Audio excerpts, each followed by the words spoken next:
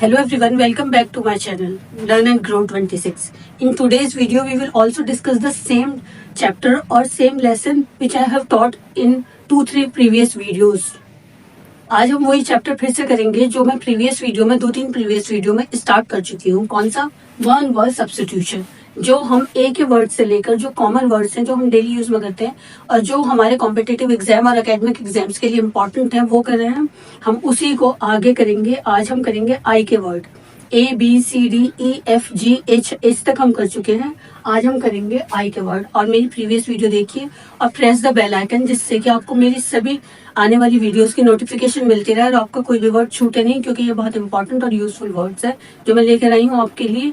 और देखिए, इतने सारे वर्ड्स आपको एक दिन में याद करने के लिए मिलेंगे, तो आपको ये आप अपने डेली यूज में भी यूज कर सकते हो. और कितने वर्ड्स हैं जो आप एक वीडियो से याद कर सकते हैं और उससे आपके एग्जाम्स में बहुत इंपॉर्टेंट हैं, जो आपके और एग्जाम्स में आपकी मदद करेंगे ये वर्ड्स, क्योंकि ज्यादातर 1-2 क्वेश्चन जरूर आ जाता है कॉम्पिटिटिव एग्जाम्स में भी और हमारे अकेडमिक में भी. जो हमारा अनसीन पैसेज आता है उसमें इसी टाइप के वर्ड्स आते हैं. अगर हमें उसका मीनिंग पता होगा तो हम उसे जल्दी सॉल्व कर पाएंगे. और बहुत से क्वेश्चन हैं जो हमारी लिटरेचर में और इंग्लिश पीजीटी टीजीटी के एग्जाम्स के सबके लिए इंपॉर्टेंट है. ये अक्सर ऐसे वर्ड्स आते रहते हैं कि आप इसका सिनोनियम बताइए और एंटोनियम बताइए. अगर आपको मीनिंग पता होगा तो आप चूज कर पाएंगे कि कौन सा जल्दी से, क्योंकि हर एग्जाम्स में, कॉम्पिटिटिव एग्जाम्स में हमारे लिए टाइम मैनेज करना सबसे इम्पोर्टेंट काम होता है. अगर हम टाइम मैनेज कर पाएंगे एक क्वेश्चन को, अगर सीटेट का एग्जाम दे रहे हैं हम, तो एक क्वेश्चन को अगर हम 1 मिनट में सॉल्व कर पाएंगे तो हम अपना पेपर आसानी से सॉल्व कर पाएंगे. अगर हम किसी क्वेश्चन को, अगर एक सेशन को 30 मिनट से ज्यादा देते हैं तो हमारे दूसरे सेशन में हमारा टाइम मैनेज नहीं हो पाने का, तो हमें कम रह जाएगा, उससे हमारे पेपर छूटने के चांसेस ज्यादा रहते हैं. तो इसलिए अगर हम अपने रोज के डेली रूटीन में अगर 2-2, 3-3, 4-4 वर्ड भी यूज के 8-10 वर्ड भी याद करेंगे तो हमारे आसानी होगी हमें एग्जाम्स में अनसीन पैसेज भी सॉल्व करने में, और ये सब वर्ड्स हमें सिनोनियम और एंटोनियम करने में भी हमें आसानी होगी. उससे हम अपना टाइम मैनेज कर पाएंगे. इसमें हम अपना टाइम बचा पाएंगे कि दूसरे जो हमारे डिफिकल्ट क्वेश्चन है, जो हमारे मैथ्स या फिर किसी भी एसएससी का कोई लंबा क्वेश्चन दे देते हैं रीड करने वाला, तो हम उससे इस टाइम को हम उधर अपने को कवर कर पाएंगे. तो इसलिए आइए मेरे साथ देखते रहिए और लाइक और शेयर और कमेंट भी कीजिए और अपने फ्रेंड्स और फैमिली मेंबर के साथ भी शेयर कीजिए और प्रेस द बेल आइकन, जिससे कि आपको सभी नोटिफिकेशन मिलते रहे और आपका कोई भी लेटर जो हम करेंगे वर्ड्स IJKL, और जो वो ना छूटे और कोई भी वर्ड ना छूटे जो इम्पोर्टेंट हो और आपके लिए यूजफुल हो. देखिए, स्टार्ट करते हैं without wasting our precious time. Iconoclast होता है break of art and literature, मतलब breaker of art and literature. उसे कह देते हैं हम आइकॉनोक्लास्ट को, मतलब सुपरस्टिशियस और क्रिटिक पर्सन जो किसी भी चीज की ब्रेक करता हो उस आर्ट और लिटरेचर के लॉ को, उसे हम बोल देते हैं आइकॉनोक्लास्ट पर्सन. तो हम अपना देखिए यूज करेंगे. अगर हमें किसी अनसीन पैसेज में आ जाता कि आइकॉनोक्लास्ट पर्सन था वो, तो हम आसानी से समझ पाएंगे कि क्रिटिकल था, क्रिटिक पर्सन था, और ये सुपरस्टिशियस पर्सन था जो किसी भी ट्रेडिशनल और इंस्टीट्यूशन जो भी ट्रेडिशन से रिलेटेड होता उन सब चीजों को नहीं मानता था. तो उसे क्या कहते हैं? हम आइकॉनोक्लास्ट पर्सन बोलते हैं. आइडोलेट्री सेकंड वर्ड से आइडोलेट्री. आइडोलेट्री किसे बोलते हैं? जो वर्शिप करते हैं ऑफ आइडल्स. आइडल्स मीन्स कि मतलब मूर्ति की या किसी भी चीज की वर्शिप करना, जैसे स्नेक की, काऊ की, उन सब चीजों की वर्शिप करते हैं, सूरज की, तो वो क्या होते हैं? वो आइडोलेट्री कहलाते हैं. इग्नोरेंट करते हैं person of having no knowledge of any happening, कि जिसे कोई इग्नोरेंट पर्सन, जिसे कोई परवाह नहीं हो कि क्या चल रहा है या क्या हो रहा है, और उसे नॉलेज ना दे, उसे कोई अपनी नॉलेज. इग्नोरेंट पर्सन बोलते हैं इग्नोरेंट बोलते हैं person of having no knowledge of any happening, कि घर में कोई ऐसा मेंबर हो कि जिसे ये नहीं परवाह हो कि घर में क्या चल रहा है या क्या हो रहा है, तो उसे क्या बोलते हैं? Ignorant person. जैसा कि किसी भी अपने घर के फंक्शन में मैं करती हूँ, किसी की शादी होती है तो मैं कोई काम नहीं लेती, कुछ नहीं कर, जिम्मेदारी नहीं लेती घर पे, और अपने से रिलेटेड रहती हूँ, बस अपने से मतलब रखती हूँ कि मुझे तैयार होना है, मुझे ये करना है, वो करना है. जो किसी चीज की नॉलेज ना रखे, इग्नोरेंट पर्सन, वो of having no knowledge of any happening, कि क्या चल रहा है उसे कुछ पता नहीं, सिर्फ अपने से रिलेटेड हो.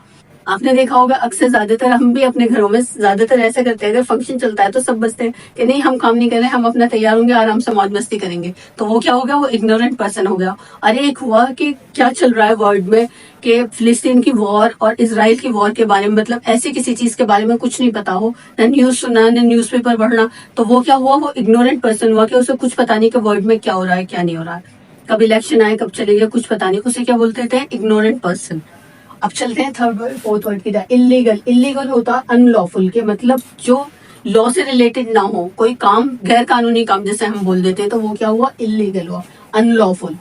बहुत आसान सा मीनिंग है, ज्यादातर सब यूज करते हैं, पता होगा, इसलिए इतना ज्यादा एक्सप्लेन करने की जरूरत है। अनलीगल मीन्स अनलॉफुल, गैर कानूनी। Eligible which can not B read, कि जो पढ़ा ना जा सके उसे क्या बोलते हैं, एलिजिबल। और जो पढ़ ना सके, कोई अगर किसी को पढ़ना नहीं आता तो वो एलिजिबल है कि वो उसे पढ़ नहीं पा रहा है, उसे पढ़ना नहीं आता है।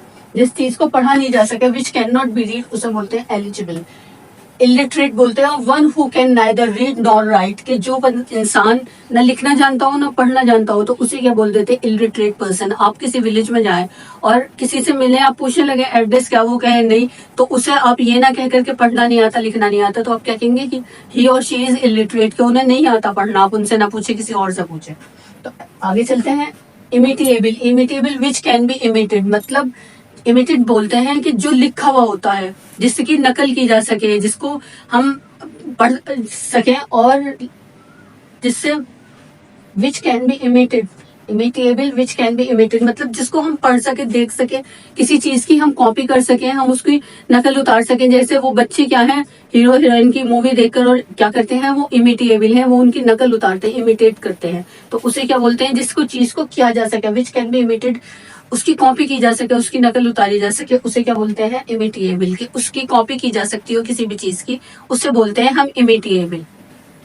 एमिग्रेंट, एमिग्रेंट होता a person from another country comes to our country to settle. जैसा कि आपने देखा होगा वो सीरियल इर्तुगरुल गाजी का सीरियल जो चला है, तो वो क्या अपने लिए प्लेस ढूंढने जाते थे कि आप हमें अपनी जगह में रहने देते, तो वो क्या कहते हैं, एमिग्रेंट थे, कि वो सर्दियों में दूसरी जगह से, एक जगह से दूसरी किसी दूसरे की कंट्री में जाकर और वहीं सेटल हो जाते थे, वहीं रहने लगते थे, तो उसे क्या बोलते थे, एमिग्रेंट बोलते हैं, एमिग्रेंट। कुछ बंजारे, और आपने देखा होगा जो यूनिवर्सिटी, अगर आपने मेरठ देखा होगा, मेरठ यूनिवर्सिटी के बाहर बहुत सारे बंजारे रहते हैं, तो वो क्या है, एमिग्रेंट के अपनी कंट्री छोड़कर दूसरी कंट्री में चले जाते हैं और उसी जगह सेटल हो जाते हैं, उन्हें क्या बोलते हैं, emigrant.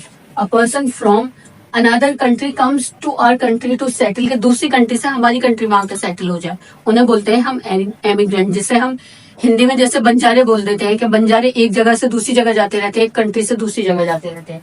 Immovable which can not be moved और फिक्स्ड, जिसे हटाया ना जा सके, जो मूव ना हो सके और एक ही जगह फिक्स्ड हो, तो क्या है, उसे कहते हैं हम immovable. Impostor, one who assume name और title of someone else for deceiving others.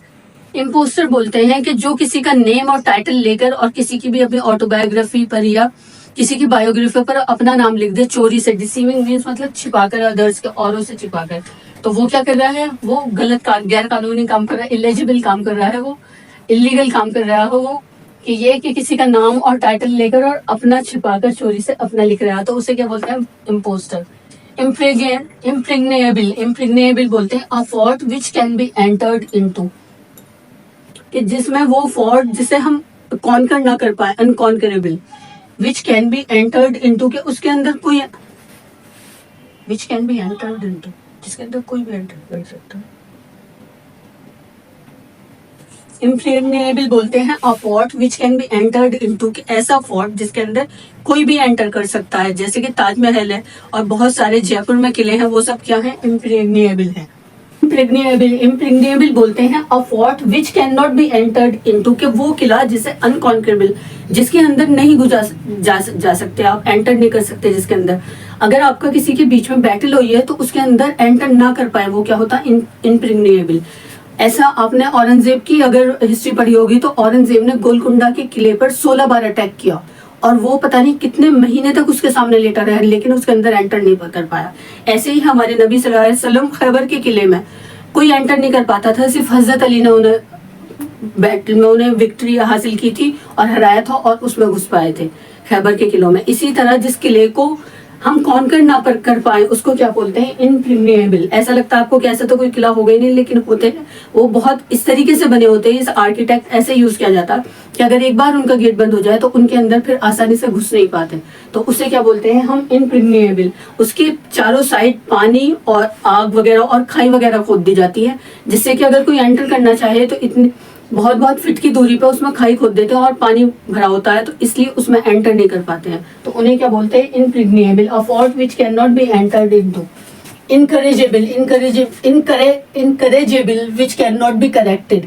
इनकरेजेबल बोलते हैं जिसे हम करेक्ट ना कर सके, जो एक चीज एक बार लिखी गई फिर हम उसे करेक्ट नहीं कर पाए, वो वैसे ही रहे, तो उसे क्या बोलते हैं? इनकरेजेबल। इनक्रेडिबल बोलते हैं विच कैन नॉट बी बिलीव्ड, कि जिसमें जल्दी से यकीन ना किया जाए, जैसे कि बीजेपी हार गई तो वो क्या है? इनक्रेडिबल है, कि विच कैन नॉट बी बिलीव, उस पर भरोसा नहीं किया जाता। Inevitable, that can not be avoided, जिसे टाला नहीं जा सके। अगर आपके बड़े आपसे किसी काम के लिए कह रहे हैं और आप तो उसे क्या है, कभी कभी ऐसा होता है कि उसको टाल नहीं सकते, उसे करना ही पड़ता है, तो वो क्या है? Inevitable, that can not be avoided, जिसे कि टाला नहीं जा सकता। अगर आपके कोई घर में पेस्ट्री या केक है, कोई कट कर रहा है, अपने बर्थडे का केक है या आपके सामने लिए बैठा, तो आप उसे इग्नोर कर देंगे, अवॉइड कर देंगे खाने से? नहीं, दैट, ये तो सिर्फ मजाक की बात हो गई। That can not be avoided, inevitable, जिसे टाला नहीं जा सके, तो उसे क्या कहते हैं हम? इनएविटेबल। इनफेलिबल, इनकरेजेबल। इनकरेजेबल मीन्स होता है विच कैन नॉट बी करेक्टेड, जैसे कि हमारा कॉन्स्टिट्यूशन है, हमारा कॉन्स्टिट्यूशन क्या है? वो इनकरेजेबल है, उसमें कुछ अमेंड तो किया जा सकता है लेकिन उसे करेक्ट नहीं किया जा सकता। अमेंड मीन्स मतलब उसमें चेंज किया जा सकता है, जोड़ा जा सकता है, लेकिन कैन नॉट बी करेक्टेड और can not B change. Incredible, which can not B believe, जिस पर बिलीव नहीं किया जा सकता, जैसे बीजेपी हार गई, इस पर बिलीव नहीं कर सकते, तो वो क्या है? Incredible. Inevitable, that which can not be avoided, जिसे टाला नहीं जा सकता हो। Infallible, one who can not make a mistake. Doctors वो क्या है? इनफेलिएबल्स हैं, वो मिस्टेक करेंगे तो किसी की लाइफ क्या है? वो खतरे में, डेंजर में आ जाएगी, तो वो क्या है? Infallibles. Infanticide, murder of an infant. Infant means छोटे बच्चे का मर्डर कर देना, इन्फेंट कहलाता है छोटे बच्चे। Infanticide, murder of an infant. Infection, a disease spread by contact, जो किसी के कांटेक्ट से डिजीज फैले, जैसे कि कोरोना था, वो क्या था? इन्फेक्शन था, disease spread by contact. Inimitable, inimitable can not B emitted, जिसकी नकल नहीं की जा सके, जिसकी कॉपी नहीं की जा सके, उसे क्या बोलते हैं हम? इनिमिटेबल, जिसकी हम कॉपी ना कर सके। इंसोमेनिया, लॉस ऑफ स्लीप, जो किसी को नींद की कमी होती है, जैसे कि सुशांत राजपूत को थी, उसे रात को नींद ही नहीं आती थी, जैसे कि विद्या बालन है, उन्हें क्या है? इंसोमेनिया है। ये क्या है? एक डिजीज है, एक बीमारी। Interpolate, inserting new matters in a book. Inserting means होता है कि पुट करना या प्लेस करना, कि किसी बुक में कोई नया मैटर ना प्लेस कर पाए, वो क्या कहलाता है? इंटरप्लेट कहलाता है। इंटरवाइंस, इंटरवाइंस होता है एनीथिंग पुश्ड इनसाइड वेन्स। इंटरवेंस, इंटरवेंस होता है कि आपके वेन में कुछ डाल देना, जैसे कि जिन लोगों का बीपी हाई लो होता रहता है तो वो पेस मेकर डलता है, तो उसे क्या बोलते हैं हम? पेस मेकर को इंटरवेंस बोलते हैं। कि वेन्स में एनीथिंग पुश्ड इनसाइड वेन्स, कि वेन्स में, आपकी में, वेन्स मीन्स हमारी नसों में कोई एक इंस्ट्रूमेंट डाल देते हैं, उसे क्या बोलते हैं हम? उसे पेस मेकर बोलते हैं। तो उसे क्या क्या बोलते हैं? उसे काम, पूरी प्रोसेस को intravenous, anything pushed inside veins. Invisible, that which can not be seen, जैसा कि आपने देखा होगा मिस्टर इंडिया में वो क्या हो जाते थे? घड़ी पहनने के बाद इनविजिबल हो जाते थे, कि दिखते नहीं थे, जो चीज दिखे नहीं। That which can not be seen, वो क्या है? Invisible. Invulnerable, which can not be wounded, कि जिसको, वुंडेड मीन्स होता है मतलब जख्म, कि जिसको हम हार्म ना पहुंचा सके, किसी को डैमेज ना कर सके, उसे कोई हम हार्म नहीं पहुंचा सकते। Invulnerable, which can not be wounded, जिसे ना हार्म ना डैमेज कर पाना, तो वो क्या कहता है? इनवर्निएबल। देखते रहिए और बने रहिए, इतने सारे वर्ड्स हैं, स्क्रीनशॉट लीजिए और रिवाइज कीजिए और नेकी का काम कीजिए, शेयर कीजिए, जिससे कि आपकी वजह से किसी और के भी ये सब वर्ड सही हो जाएं और वो आपको दुआ दें, क्योंकि दुआओं की जिंदगी में बहुत जरूरत पड़ती है, ये बहुत कीमती है। किस्मत बदलने के लिए दुआओं की जरूरत पड़ती है और दुआओं से किस्मत भी चेंज हो जाती है। अगर आप मेरा साथ देंगे, तो ये सब शेयर करेंगे, तो उससे मेरा फायदा, आपका भी, जिसको आप करेंगे उसका भी, तीन इससे फायदा हो रहे हैं, तो इसलिए कीजिए और बने रहिए और देखते रहिए मेरे साथ। और thank you for watching my videos.